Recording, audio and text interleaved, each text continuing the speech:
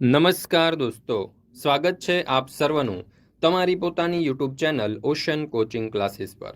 મિત્રો, આજે આપણે ધોરણ 8ના સંસ્કૃત વિષયની જે દ્વિતીય સત્રાંત પરીક્ષા 2024 લેવાવાની છે તેનું જે બ્લુ પ્રિન્ટ પ્રમાણે આપણે મોસ્ટ આઈએમપી પ્રશ્નોનું અસાઇનમેન્ટ બનાવેલું છે તેનું સંપૂર્ણ સોલ્યુશન આપણે આ વિડીયોની અંદર જોવાના છે। મિત્રો, આપણી આ ચેનલ ઉપર ધોરણ 3થી 8ના બધા જ વિષયના દ્વિતીય સત્રાંત પરીક્ષા 2024ના બ્લુ પ્રિન્ટ પ્રમાણેના મોસ્ટ આઈએમપી પ્રશ્નપત્ર અને સંપૂર્ણ સોલ્યુશન અસાઇનમેન્ટ સાથે વિડીયો અને પીડીએફ બંને ફોર્મેટમાં મુકાઈ ચૂક્યા છે। તો આ વિડીયો અને પીડીએફનો અભ્યાસ કરવા માટેની લિંક તમને નીચે ડિસ્ક્રિપ્શન બોક્સની અંદર મળી જશે, જરૂરથી તેનો અભ્યાસ કરી લેજો। મિત્રો, આ જે અસાઇનમેન્ટ છે અને જે પ્રશ્નપત્ર છે તે દરેક વિદ્યાર્થીઓ અને શિક્ષક મિત્રો માટે પણ ખૂબ ઉપયોગી છે। શા માટે? કારણ કે આપણે બ્લુ પ્રિન્ટ અને અધ્યયન નિષ્પત્તિઓના આધારે તમારી સ્વ અધ્યયન પોથી, એકમ કસોટીઓ, ગયા વર્ષના જૂના પ્રશ્નપત્ર અને પાઠ્યપુસ્તકની અંદરથી મોસ્ટ આઈએમપી પ્રશ્નો વીણી વીણીને આપણે એની અંદર મૂકેલા છે કે જે દ્વિતીય સત્રાંત પરીક્ષાની અંદર પૂછાઈ શકે તેવા હોય। તો દરેક વિદ્યાર્થીઓ અને શિક્ષક મિત્રોએ અવશ્ય આ જે અસાઇનમેન્ટ છે તેની પીડીએફ મેળવી લેવી, તેનો અભ્યાસ કરી લેવો, જેથી કરીને શિક્ષક મિત્રો પણ પોતાના વિદ્યાર્થીઓને સારી રીતે રિવિઝન, પુનરાવર્તન કરાવી શકે અને પરીક્ષાની અંદર વિદ્યાર્થીઓ સારામાં સારા માર્ક્સ પ્રાપ્ત કરી શકે। ચાલો તો શરૂ કરીએ ધોરણ 8ના સંસ્કૃત વિષયની દ્વિતીય સત્રાંત પરીક્ષા 2024નું જે બ્લુ પ્રિન્ટ આધારિત મોસ્ટ આઈએમપી પ્રશ્નોનું જે અસાઇનમેન્ટ છે તેમનું સંપૂર્ણ સોલ્યુશન। સર્વપ્રથમ આપણને કહ્યું છે કે સાદા તેમજ જોડાક્ષર યુક્ત પદો સાથેના વાક્યો તથા પરિચ્છેદનું અનુલેખન કરે છે। એટલે કે અહીંયા તમે જે કાવ્ય પંક્તિ અથવા તો જે શબ્દો અથવા તો જે વાક્યો આપેલા હશે, બરાબર, તેને તમારે જોઈ જોઈને એકદમ સુંદર, સ્વચ્છ અને સુઘડ અક્ષરે લખવાની છે, કોઈ પણ પ્રકારની ભૂલ ન થાય એ રીતે। તો અહીંયા તમે જોઈ શકો છો કે આપણે ઘણી બધી પંક્તિઓ દર્શાવેલી છે, એ રીતે તમે લખી શકો છો। મિત્રો, ધોરણ 3થી 8ની દ્વિતીય સત્રાંત પરીક્ષા 2024 માટે ખાસ ઉપયોગી એવા મોસ્ટ આઈએમપી પ્રશ્નપત્ર, બ્લુ પ્રિન્ટ પ્રમાણેના અસાઇનમેન્ટ અને ગયા વર્ષના જે પ્રશ્નપત્ર છે તેમના સંપૂર્ણ સોલ્યુશન સાથેની પીડીએફો આપણી આ ચેનલ ઉપર ઉપલબ્ધ છે। તો જો આ પીડીએફ તમારે વોટ્સઅપ પર જોઈતી હોય તો નંબર આપેલો છે 7046222254, આ નંબર ઉપર કોન્ટેક્ટ કરી, સંપર્ક કરી આ સોલ્યુશનની પીડીએફ તમે મેળવી શકો છો। આ પ્રમાણેના અસાઇનમેન્ટ જે છે બ્લુ પ્રિન્ટ પ્રમાણેના તમને બીજી કોઈ ચેનલ ઉપર કે કોઈ જગ્યાએ જોવા નહીં મળે। આપણે તમારા માટે સખત મહેનત કરી, તનતોડ મહેનત કરીને આવા અસાઇનમેન્ટ બનાવેલા છે, પરીક્ષાલક્ષી અસાઇનમેન્ટ છે। ઘણા બધા પ્રશ્નો તો આમાંથી જ પૂછાવાની પૂરેપૂરી શક્યતા છે। તો દરેક વિદ્યાર્થી મિત્રોએ અને શિક્ષક મિત્રોએ અવશ્ય આ જે પીડીએફ છે તે મેળવી લેવી, કારણ કે અધ્યયન નિષ્પત્તિઓના આધારે આપણે સ્વઅધ્યયન પોથી, એકમ કસોટીઓ, ગયા વર્ષના પ્રશ્નપત્ર અને પાઠ્યપુસ્તકની અંદરથી મોસ્ટ આઈએમપી પ્રશ્નો વીણી વીણીને આપણે ભેગા કરેલા છે, તો દરેક વિદ્યાર્થીઓએ અવશ્ય મેળવી લેવી। ત્યાર પછી નીચે આપેલા એક ફકરાનું અનુલેખન કરો, જેના પણ 4 માર્ક છે। તો અહીંયા આપણને જે ફકરાઓ આપેલા છે એમાંથી કોઈ પણ એક ફકરો તમને પૂછાશે અને એક ફકરાનું તમારે જોઈ જોઈને સુંદર અક્ષરે તમારે લખવાનો છે। ત્યાર પછી એવું કહ્યું છે કે પાઠ્યપુસ્તકના આધારે તેમજ વ્યવહારિક વાતચીત, ફકરા, કાવ્ય પંક્તિ વગેરેના આધારે પૂછેલા સાદા પ્રશ્નોના જવાબ સંસ્કૃત ભાષાની અંદર લખવાના છે। કુલ 8 માર્ક્સનો પ્રશ્ન છે, ગમે તે 4 તમારે લખવાના છે, બરાબર, એટલે કે એક સવાલ જે છે તે 2 માર્ક્સનો થશે। તો અહીંયા તમે જોઈ શકો છો કે આપણે 4 નહીં પણ 4 કરતાં વધારે પ્રશ્નો આપેલા છે, જેથી કરીને વિદ્યાર્થીઓ સારી રીતે અભ્યાસ કરી શકે, પુનરાવર્તન કરી શકે, રિવિઝન કરી શકે। અને આમાંથી જ્યારે પણ કોઈ 4 પ્રશ્ન પૂછાય તો દરેક વિદ્યાર્થીઓ ખૂબ સરળતાથી અને સરસ રીતે આ 4 પ્રશ્નોના ઉત્તર લખી અને 8 માર્ક્સ જે છે તે મેળવી શકે। તો અહીંયા તમે જોઈ શકો છો કે આપણે જેટલા 32 જેટલા સવાલો જે છે તે અહીંયા લીધેલા છે, આમાંથી કુલ 4 પ્રશ્નો તમને પૂછાવાના છે। ત્યાર પછી પ્રશ્ન નંબર 3, નીચેનામાંથી કોઈ પણ એક વિષય ઉપર 5 વાક્ય લખો, 3માંથી 2। હવે તમે જોઈ શકો છો કે આપણે 2 શબ્દો આપેલા છે, એના ઉપર આપણે 5 વાક્યો લખવાના છે। કુલ 8 માર્ક્સનો પ્રશ્ન છે, એટલે કે એક સવાલના 4 માર્ક્સ છે। તો સર્વપ્રથમ આપણને મમ ગ્રામઃ વિશે લખવાનું કહ્યું છે। તો મમ ગ્રામ વિશે તમે જોઈ શકો છો કે અહીંયા આપણે સરસ રીતે જવાબ લખ્યો છે। અને બીજું જે છે તે આપણને મમ દિનચર્યા વિશે લખવાનું કહ્યું છે।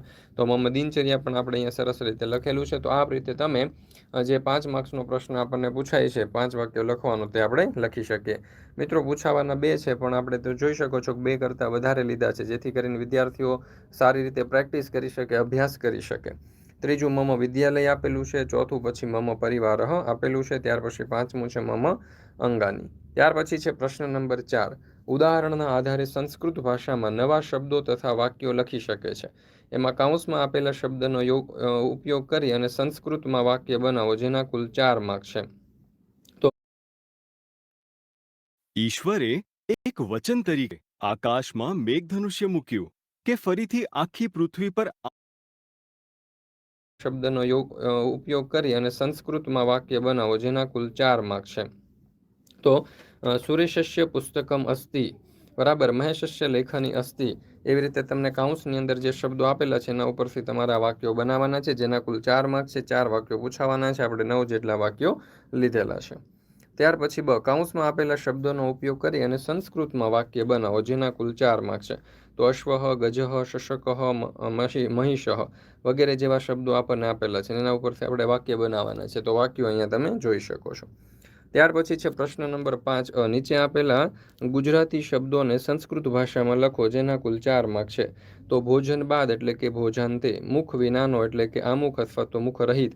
તો કુલ 4 માર્ક્સનો પ્રશ્ન છે. ગુજરાતી શબ્દોને સંસ્કૃત ભાષાની અંદર લખવાના છે. તો તમે જોઈ શકો છો 4 માર્ક્સની અંદર આ પ્રશ્ન પૂછાવાનો છે. આપણે 28 જેટલા પ્રશ્નો અહીંયા લીધેલા છે, જેમાંથી તમે સારામાં સારી રીતે તૈયારી કરી શકો. ત્યાર પછી નીચે આપેલા ગુજરાતી વાક્યોને સંસ્કૃત ભાષામાં લખો. બરાબર. તો તમે જોઈ શકો છો કે અહીંયા આપણને ગુજરાતી શબ્દો વાક્યો આપેલા છે, અને એને આપણે સંસ્કૃતની અંદર લખવાના છે. ત્યાર પછી નીચે આપેલા નીચેના ચિત્રોને આધારે વસ્તુનું નામ કે ક્રિયા ઓળખે છે અને સંસ્કૃતમાં લખી શકે છે. તો ચિત્ર પરથી સંસ્કૃતમાં 4 થી 5 વાક્ય બનાવવાના છે. રમતના મેદાનનું ચિત્ર આપણને અહીંયા આપવામાં આવેલું છે.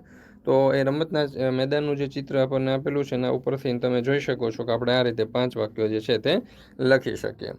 ત્યાર પછી આગળ ચિત્ર, ચારણી કોષ્ટક, સમયપત્રક, જાહેરાત વગેરેના આધારે સંસ્કૃતમાં વાક્ય લખી શકે છે અને પૂછાયેલા પ્રશ્નોના જવાબ આપી શકે છે, જેના કુલ 8 માર્ક છે. પ્રશ્ન નંબર 7 નીચે આપેલા વર્તુળ પરથી સંસ્કૃતમાં 4 થી 5 વાક્ય બનાવવાના છે. તો અહીંયા જે વર્તુળ આપણને આપેલું છે, વર્તુળ ઉપરથી તમે જોઈ શકો છો કે આપણે 4-5 વાક્યો બનાવવાના છે. તો 9 વાક્યો અહીંયા બનાવેલા છે. ત્યાર પછી કહ્યું છે કે આપેલું ચિત્ર જોઈને વાક્ય બનાવો.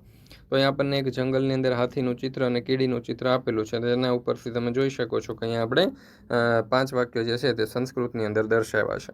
ત્યાર પછી પ્રશ્ન નંબર 8 કંઠસ્થ કરેલા સુભાષિત કે પદ્યના કોઈ ભાગનું લેખન કરી શકે છે. તો અહીંયા તમે જોઈ શકો છો કે ખાલી જગ્યાઓને શ્લોક પૂર્તિ આપેલી છે, એની અંદર તમે વચ્ચે ખાલી જગ્યાઓ મૂકેલી છે, અને યોગ્ય જવાબ જે છે તે આપણે લખવાના છે. તો તમે જોઈ શકો છો કે આપણને ઘણા બધા 9 જેટલા અહીંયા ખાલી જગ્યાઓ અથવા તો શ્લોકો આપેલા છે, જેની અંદર આપણે ખાલી જગ્યા પૂરવાની કહી છે. ત્યાર પછી છે પ્રશ્ન નંબર 9 સંભાષણ માટે આવશ્યક વ્યવહારિક વ્યાકરણની લેખિત અભિવ્યક્તિ કરી શકે છે. કાઉન્સમાં આપેલા શબ્દમાંથી યોગ્ય વિકલ્પ પસંદ કરી ખાલી જગ્યા પૂરો. વારી વાહાહા સ્વયં ખાલી જગ્યા ન ખાદંતી. તો જવાબ આવશે અત્રમ. ચાલો, તો એવી રીતે તમે જોઈ શકો છો કે આપણને અહીંયા ઘણા બધા ખાલી જગ્યાઓ લગભગ 9 જેટલી ખાલી જગ્યાઓ આપવામાં આવેલી છે. ત્યાર પછી કાઉન્સમાં આપેલા શબ્દમાંથી યોગ્ય વિકલ્પ પસંદ કરી ખાલી જગ્યા પૂરો. સા સ્નાનમ ખાલી જગ્યા પૂજામ અકરોત. તો જવાબ આવશે કૃત્વા. તો એ રીતે કુલ 7 ખાલી જગ્યાઓ આપેલી છે. 11 જેટલી ખાલી જગ્યાઓ આપેલી છે. ત્યાર પછી આપણે આગળ જોઈએ પ્રશ્ન નંબર 10 જોડકા જોડો. તો નીચેના ધાતુઓના સંબંધક ભૂત કૃદંતના રૂપો સાથે જોડો.